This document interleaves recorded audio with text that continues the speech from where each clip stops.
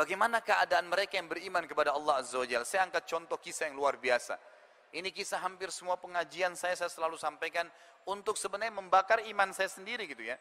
Karena pengajian sebenarnya hakikatnya untuk para duat itu untuk diri mereka sendiri awalnya, baru kemudian untuk jemaahnya. Karena itu mencas kembali iman-iman kita gitu kan. Lalu apa? Kisahnya begini. Ada seorang salaful ummah, saya belum pernah temukan namanya dalam buku apapun, tapi disebutkan kisah mereka atau kisah beliau ini. Dikatakan dia lagi duduk di kemahnya di padang pasir lagi waktu makan siang. Di kemahnya dia lagi makan siang. Begitu dia memasukkan makanan ke mulutnya, ada satu orang lari-lari dari kejauhan. Teriak-teriak, ya fulan, ya fulan. Lalu dia buka ya pintu kemahnya, dia tanya, ada apa? Orang itu mengatakan, anak anda mati ditusuk orang.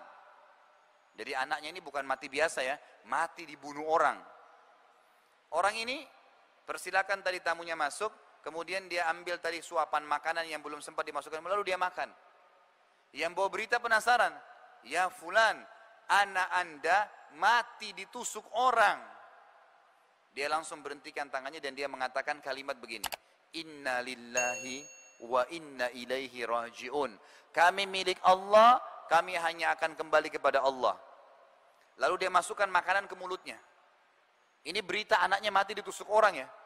Yang bawa berita penasaran lalu mengatakan, ya fulan, wallahi, demi Allah, saya lihat seseorang menusuk dada anakmu, keluar darah, mati.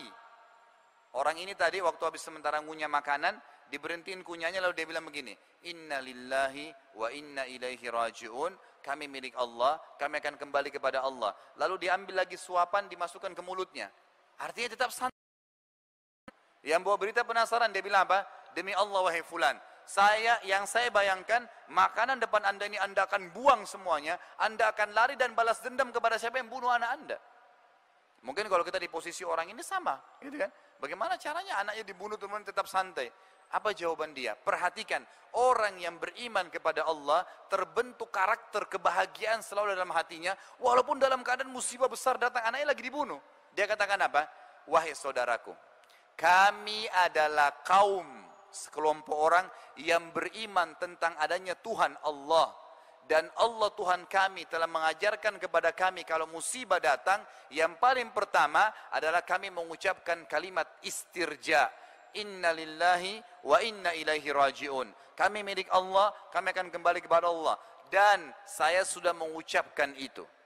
Sedikit saya keluar dari kisah ini, ada sebuah hadis Nabi SAW yang berbunyi, siapa yang tertimpa musibah kemudian dia baca istirja, inna lillahi wa inna rajiun, ditambah doanya, Allahumma ajirni fi musibati wa akhlif li khairan minha, yang artinya kami milik Allah, kami akan kembali kepada Allah, ya Allah tolonglah saya dalam musibah saya ini dan gantikan saya yang lebih baik darinya. Kata Nabi SAW, kalau orang baca ini pasti ya, jaminan dari Nabi SAW akan diganti musibahnya menjadi kebahagiaan dan kesenangan. Kita kembali kepada kisah tadi.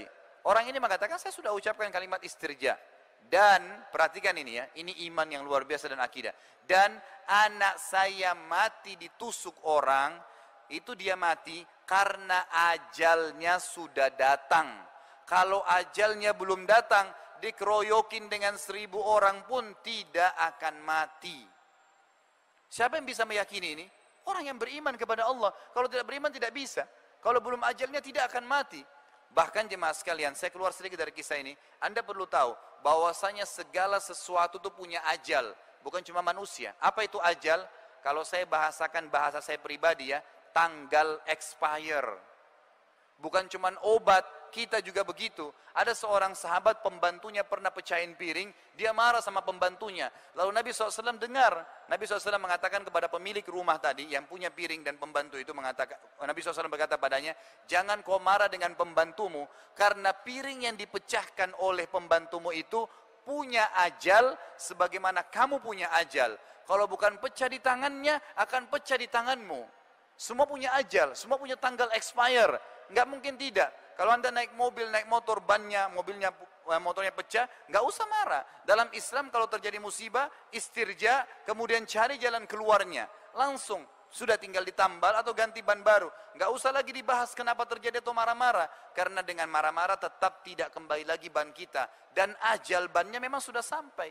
Anda kalau beli kue, potong 2 kue, pisahkan piring yang terpisah, pastikan 2 hari kemudian ada yang lebih dulu rusak dari yang lainnya. Kenapa? Ajalnya sudah datang. Baju baru dibeli, disetrika hangus. Jangan usah marah, memang sudah dasarnya ajalnya pakaian itu. Semua punya ajal. Apa yang dia katakan? Anak saya mati karena ajalnya sudah datang. Dan, perhatikan kalimat terakhir yang luar biasa. Alasan kenapa tadi dia tetap makan. Dan Tuhan kami Allah memerintahkan kami untuk menghabiskan makanan ini. Enggak boleh dibuang, mubazir. Maka saya makan makanan ini, kemudian saya akan urus jenazah anak saya. Perhatikan bagaimana orang yang beriman pada Allah terbentuk menjadi karakter yang tahu mencari jalan keluar dan tetap bahagia. Tetap makan santai biasa. Karena dia tahu hukum-hukum yang harus dia lakukan. Bagaimana dia melalui proses kehidupan ini. Itu yang pertama. Contoh yang kedua. Waktu masih ada?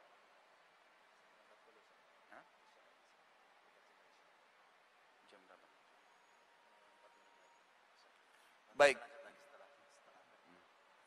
Kisah yang kedua adalah kisah seorang ulama tabi'in yang bernama Rabi' ibn Haytham. Rabi' ibn Haytham ini seorang ulama yang luar biasa. Saya kalau baca kisah beliau, terus terang tidak pernah bosan gitu. Hampir seluruh hidup beliau itu semuanya diisi dengan ketakwaan kepada Allah Azza wa Jalla. Beliau adalah murid utamanya Abdullah bin Umar radhiyallahu anhuma, tabi'in yang masyhur. Di akhir hidup beliau kena stroke setengah badan, sebelah kiri badannya stroke. Ada muridnya 2 orang datang ke rumahnya bertamu. Jadi ada 4 kejadian di sini waktu itu. Datanglah muridnya, kemudian muridnya mengucapkan kalimat begini, 2 orang masuk. Wahai imam, kalau kita sekarang ustadz atau kiai, wahai imam, kami ingin bertanya, apa yang membentuk pribadi Anda sehingga Anda kalau berbicara selalu sesuatu yang bermanfaat. Kalau dia ucapkan kalimat nasihat, nanya kabar, gitu kan? Atau memang dia berzikir, nggak ada yang lain. Jadi tidak pernah hardik orang, menghina, menggibah, memfitnah, nggak pernah. Selalu lisannya ngucapin sesuatu yang bermanfaat. Kalau bukan zikir, nanya kabarnya orang atau nasihat. Apa yang membentuk Anda sampai seperti ini? Lalu kata dia apa? Perhatikan jawabannya. Dia bilang, wahai muridku, apakah sampai sekarang kalian masih ragu ada Tuhan namanya Allah Azza wa Jal, dan Allah telah menitipkan di pundak setiap kita malaikat rakib di kanan yang mencatat amal baik, dan malaikat atid di pundak kiri yang mencatat amal buruk, serta semua kalimat atau perbuatan yang dicatat oleh keduanya akan dibacakan dan dipertanggungjawabkan untuk kita di sana, maksudnya di akhirat. Artinya yang membentuk saya sampai hati-hati begini, nggak sembarangan ngomong, yang itu karena saya tahu ada rakib, atid, dan ada Allah Azza wa Jalla mengontrol, serta saya akan dihisab oleh Tuhan saya pada hari kiamat. Kejadian yang kedua, anaknya Rabi' ibn Haytham keluar dari kamar, dari dapur. Waktu kejadian itu, bawa sebuah piring, jemaah sekalian. Piring ini terisi makanan namanya halwa. Halwa ini waktu itu bahannya mahal, buatnya susah. Dibawa keluar oleh anaknya, kemudian dikatakan, wahai ayahku, ibuku setengah mati membuat makanan ini, tolong makan. Ada alasannya. Ternyata Rabi' ibn Haytham ini saking tingginya, ya, waraknya, ya, warak itu tingkat kepekaan dalam masalah, ya, berhubungan dengan Allah Azza wa Jalla. Jadi dia tidak pernah menghardik istrinya, nggak pernah bilang, kenapa kau masak ini, kenapa kau tidak masak ini, tidak pernah bicara seperti itu. Apa yang dihidangkan dimakan, bismillah, nggak pernah rewel gitu. Sampai istrinya malu dibuatin makanan mahal ini. Udah dikasih, dihidangkan. Lalu Rabi' ibn Haytham memberikan isyarat kepada muridnya, baiklah, karena stroke setengah badan, sebelah kiri, kanan masih bisa diambil. Mau diambil kue tersebut sudah dipotong-potong, muridnya juga mau ambil. Tiba-tiba ada kejadian, ada yang ketuk pintu rumahnya. Dia kasih isyarat anaknya suruh buka pintu itu. Dibuka pintunya. Waktu dibuka, jemaah sekalian, di depan pintu bukan fakir miskin ya, tapi orang gila. Rambutnya berantakan, bajunya kotor, nggak pakai sendal, dan dalam kisah ini dikatakan, dalam athar ini, dari mulutnya netes air liur yang tidak nyaman untuk dilihat. Lalu dia kasih isyarat dengan tangannya minta makan. Rabi' ibn Haytham tunjuk anaknya, suruh ambil piring tadi halwa itu, bawa ke orang gila sana. Anaknya balik, diambil piringnya, tadi halwa ini sudah dipotong-potong ya. Dia bawa ke orang gila, harapannya anaknya Rabi' ibn Haytham ini diambil 1 potong. Begitu tiba di depan orang gila, makannya dilihat mewah, dirampas ya, bukan diambil, dirampas, lalu dimakan semuanya oleh orang gila ini, tidak cukup. Selesai makan, dilempar piringnya, nggak terima kasih, pergi. Orang gila. Kalau anda di posisi anaknya Rabi bin Haytham, apa yang anda akan lakukan gitu? Tapi orang gila, gitu kan? Baik, yang terjadi, ditutup pintu, piring diambil oleh anak Rabi bin Haytham, lalu dia kembali ke ayahnya, lalu dia mengatakan begini. Dan ini juga adab ya, anda sebagai anak biasakan kalau bicara dengan ayah anda atau orang tua anda selalu ikutkan dengan doa. Dia mengatakan, wahai ayahku, semoga Allah senantiasa menjaga anda. Jadi walaupun dia dalam kondisi mangkel, tapi dia tetap bilang begitu. Tadi ya ayah, ia minta-minta depan pintu orang gila. Dia nggak tahu nilainya makanan yang sedang kita kasih. Garis bawahi kata-kata ini ya. Dia tidak tahu nilainya makanan yang sedang kita kasih. Kalau tadi anda suruh saya ke dapur ambil roti, nasi, apa saja, pasti dia makan. Kenapa harus halwa yang ibu saya buat susah gitu. Bahannya mahal, susah buatnya gitu.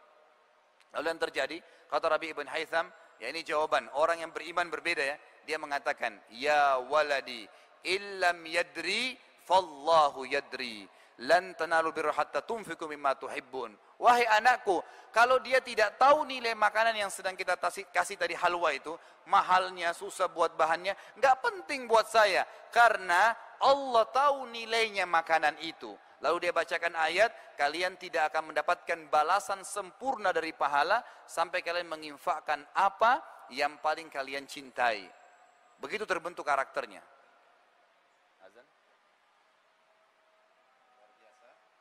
Baik, kisah Rabi' bin Haytham kita jeda dulu. Nanti kita akan lanjut kembali dan mitra muslim, saatnya kita menyimak adzan Isya untuk wilayah Surabaya dan sekitarnya. Pada saat Rabi' bin Haytham tadi selesai berhubungan atau menjawab masalah orang gila yang minta makanan, muridnya lalu berkata lagi, wahai imam, nasihati kami dalam hal ibadah. Apa saran anda dalam masalah ibadah untuk kami? Beliau mengucapkan satu kalimat, jemaah sekalian, yang kalimat ini kalau orang memahami dengan cara imania, itu luar biasa bobotnya. Beliau mengatakan saja, alaikum bil asrar. Apa itu? Rahasiakan amal ibadah kalian. Selesai.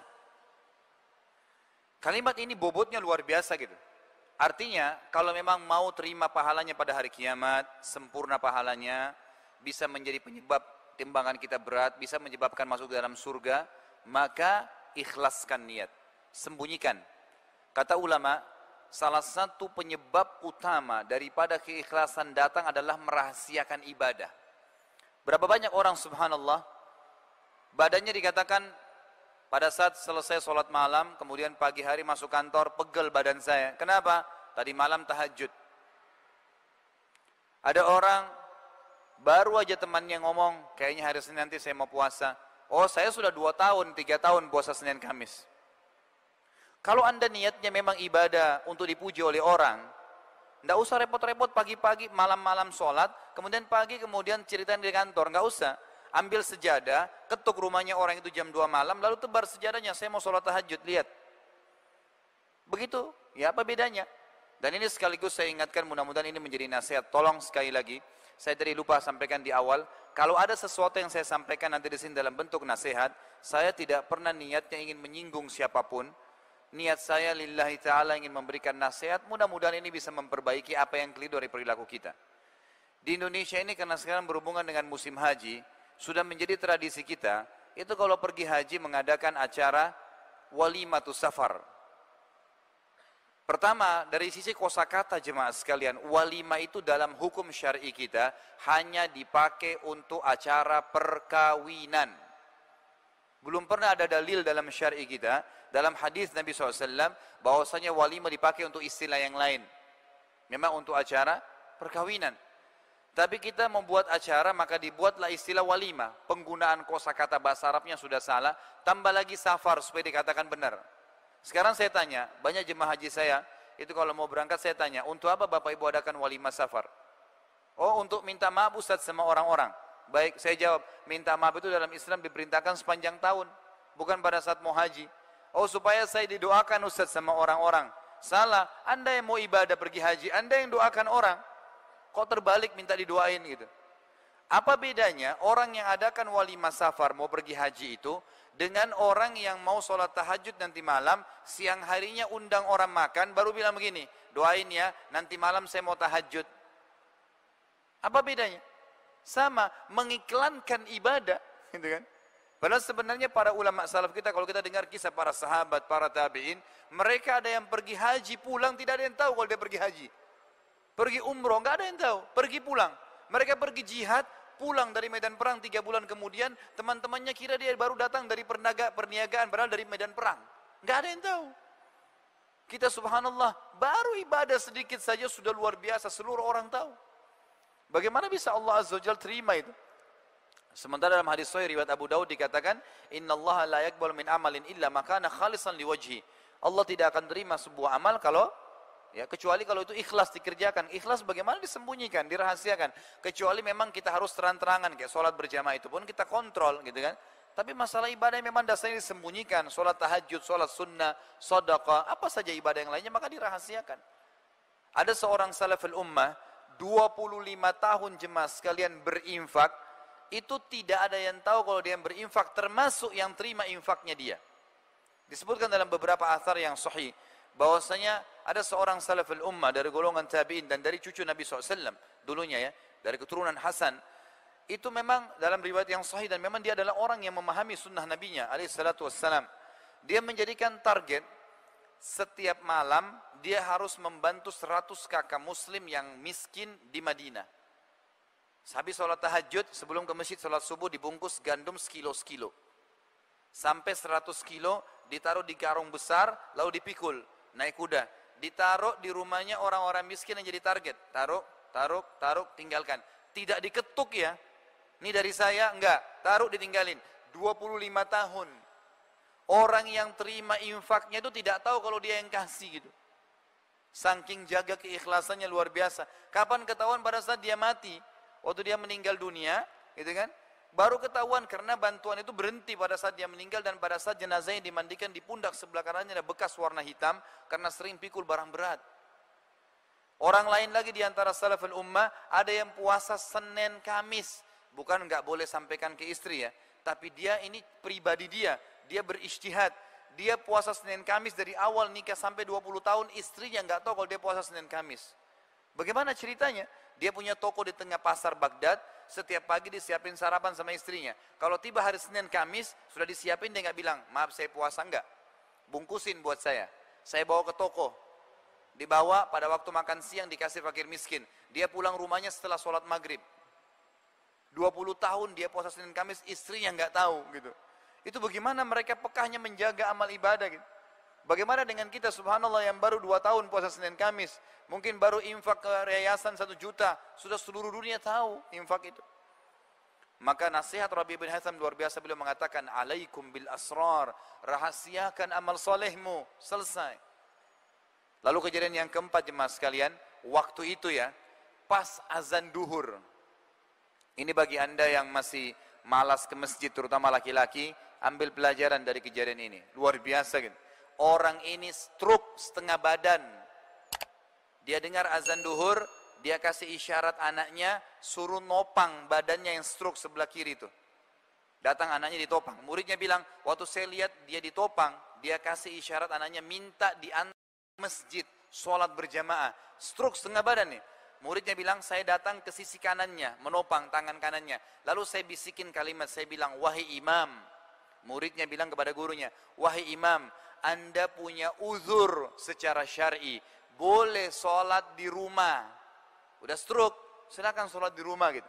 Apa jawaban dia? Wahai muridku, dengan tegas dan jelas, wahai muridku, aku mendengar muadzin mengucapkan kalimat hayya 'alas shalah, ayo sholat, hayya 'alal falah, ayo menuju kepada kemenangan, lalu aku sholat di rumahku, demi Allah aku akan datangi panggilan Allah itu walaupun harus merangkak. Bayangkan itu orang yang mengenal Allah Azza wa Jal, tahu ada Tuhannya, nggak bakal pernah ketinggalan walaupun satu kesempatan untuk ibadah. Kita subhanallah punya kesehatan, punya kekuatan, punya kendaraan. Alasan masjid jauh, alasan nanti sholat di rumah berjamaah sama keluarga. Nabi SAW tidak contohkan itu saudaraku. Nabi SAW tidak pernah ataupun dalam riwayat dikatakan sholat wajib di rumahnya. Sampai beliau waktu sempat mau meninggal, sebelum meninggal betul, begitu dengarkan iqamah dan menyuruh Abu Bakar untuk menjadi imam, beliau kemudian berdiri, kemudian keluar ke masjid, berdiri di sebelah Abu Bakar radhiyallahu anhu. Tetap sholat berjamaah dalam kondisi sudah mau meninggal, gitu kan? Begitu keadaan orang-orang yang beriman kepada Allah Azza wa Jalla. Alhamdulillahi Rabbil Alamin.